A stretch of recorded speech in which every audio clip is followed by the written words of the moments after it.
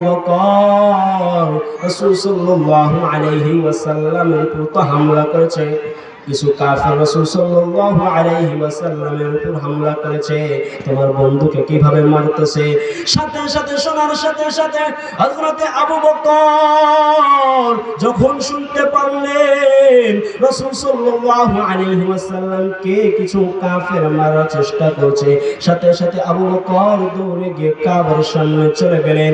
রাসূলকে যখন তারা মারতেছিল, রাসূল সাল্লাল্লাহু আলাইহি ওয়াসাল্লামকে যখন মারতেছিলেন, ওই সময় আবু বকর গিয়ে সাথে সাথে তাদের উপর থেকে রাসূলকে হেফাজত করে রাসূলকে সরিয়ে দেন।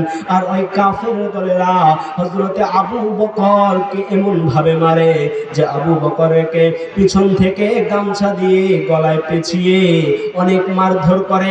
এ পরিমাণ মারে, এ পরিমাণ তার উপর অত্যাচার করা হয় যে তার নাক মুখ রক্তে রঞ্জিত হয়েছে, এমন একটা অবস্থা হয়ে গেছে, বেহুশ হয়ে গেছে, যেন তিনি দুনিয়া থেকে চলে গেছে আর দুনিয়াতে নাই।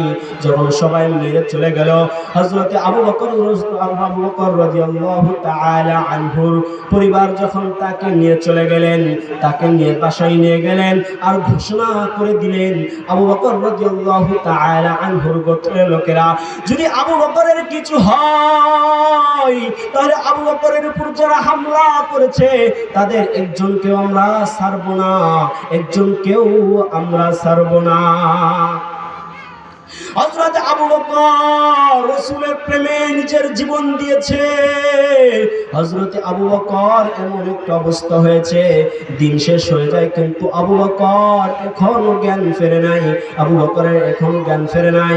এই রাতের দিকে যখন সন্ধ্যাবেলায় যখন জ্ঞান ফিরেছে, হযরত আবু বকরকে রাদিয়াল্লাহু তাআলা আনহুকে তার মা বললেন, তার মা যখন তাকে খেতে বললেন তখন আবু বকর রাদিয়াল্লাহু তাআলা আনহু বলেন, না না আমি খাবো না যতক্ষণ না আমি মুহাম্মদ সাল্লাল্লাহু আলাইহি ওয়াসাল্লাম সম্পর্কে জানবো, যতক্ষণ পর্যন্ত আমি জানতে পারবো মুহাম্মদ সম্পর্কে ততক্ষণ পর্যন্ত আমি একটি দানাও খাবো না।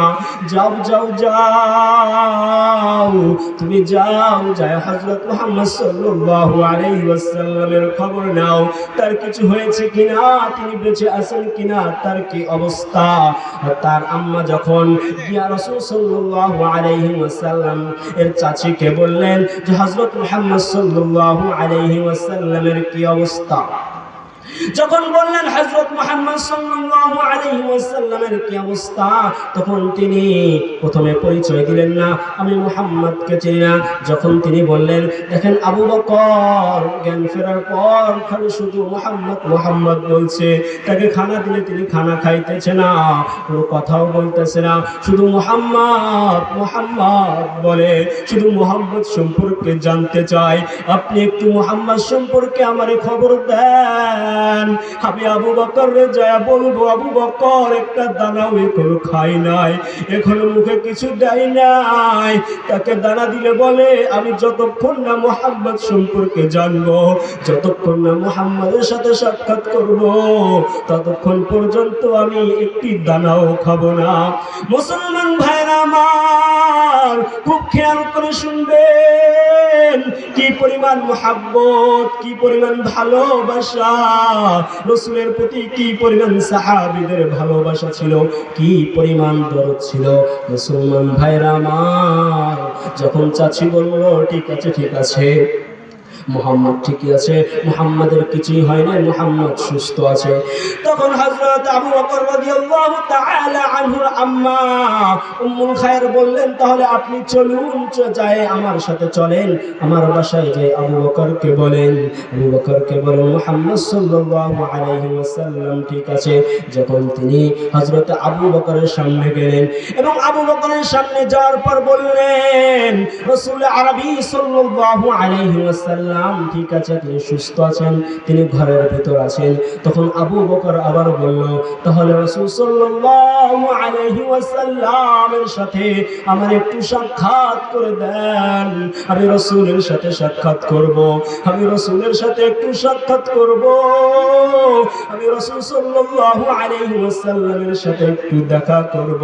হায়রে কি মুহাব্বত, রাসূলের প্রতি কি মুহাব্বত, যে মানুষটা এ পরিমাণ মার খাইলে মারতে মারতে পুরো মুখটা রক্তে রঞ্জিত করে ফেলেছে। তারপর নিজের দিকে একবারও তাকাই না, একবারও নিজের কথা ভাবে না, বারবার শুধু রসুলের কথা বলে, বারবার শুধু মায়ার নবীর কথা বলে যে আমি রসুলের সাথে সাক্ষাৎ না করা পর্যন্ত আমি একটি দানাও মুখে দিব না।